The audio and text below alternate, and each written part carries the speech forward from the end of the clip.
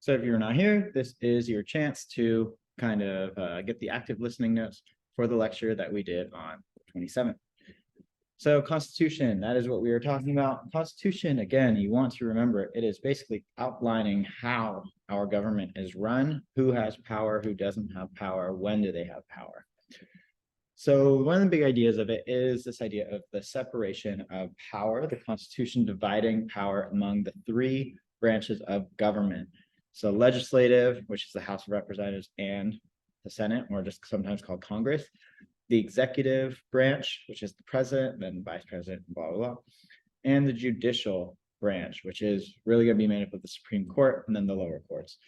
Why do they want to separate powers? Well, they had just declared independence, which we read like 2 classes ago, against the king, who they believed had way too much power on his own.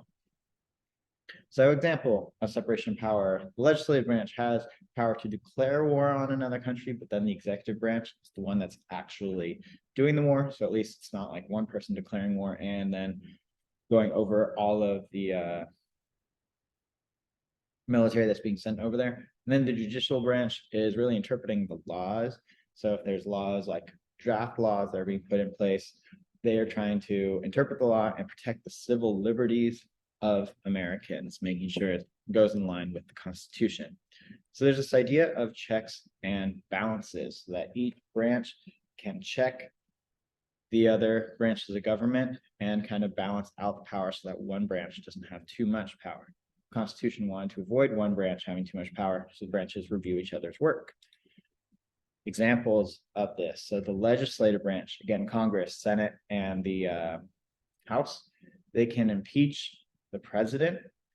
So again, impeachment isn't the full removal. Impeachment is just beginning the process. So like Trump was impeached twice, but then he never got fully removed because they didn't vote enough to find him guilty. They can also be impeaching judges, right? So they can remove a judge from their seat. And then the executive branch can veto or reject laws from Congress, and they can also be appointing the judges, mostly directly at the lower level, but they're also the ones nominating, like Supreme Court judges, who then have to be approved by legislative. Another example of the checks and balances. And then the judicial branch can declare acts by Congress or the president to be unconstitutional. So they can strike down laws that they try to pass through. Enumerated powers, what does that mean? Constitution clearly enumerated, they're clearly giving the explicit powers to each branch of the government. So these are enumerated powers. They can also sometimes be called expressed or explicit or delegated powers. So what are some examples of this? The legislative branch, they directly say that they can declare war on another country, not the president again. And then it is specifically saying that the president commands the armed forces. And again, it is explicitly saying how the judicial branch interprets the law and is trying to protect the civil liberties of Americans. Then there are implied powers.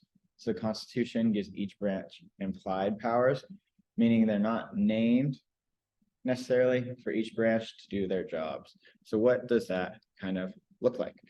The elastic clause is an example of an implied power. This is the section of the Constitution called the elastic clause, saying that Congress shall make laws which shall be necessary and proper for doing their job. So it's like, if it's not written in the Constitution, but they're saying Congress can pass these laws that allows them to do their job properly. But then again, it is getting checked by the judicial branch. Executive branch and implied powers, they are going to be able to do executive orders. So it kind of can bypass other laws that Congress would normally be making. This power is implied in Article 2, Section 3. The president shall take care that the laws be faithfully executed. So those can actually be struck down. But implied powers, judicial branch. Judicial branch has an implied power called judicial review. This means justices can review any law or action to determine if it's constitutional. There's no specific mention of judicial review in the Constitution, but we're actually going to look at a court case later in this class, Marbury versus Madison, which is kind of saying that they are able to look at the law before they can really be going into effect, or if they are into effect, they can strike it down and go back. Reserve powers. The 10th Amendment creates reserve powers for the states.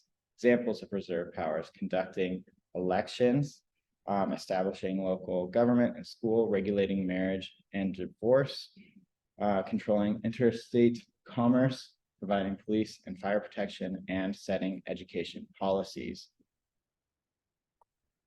And then concurrent powers. Some powers are shared between national and state governments.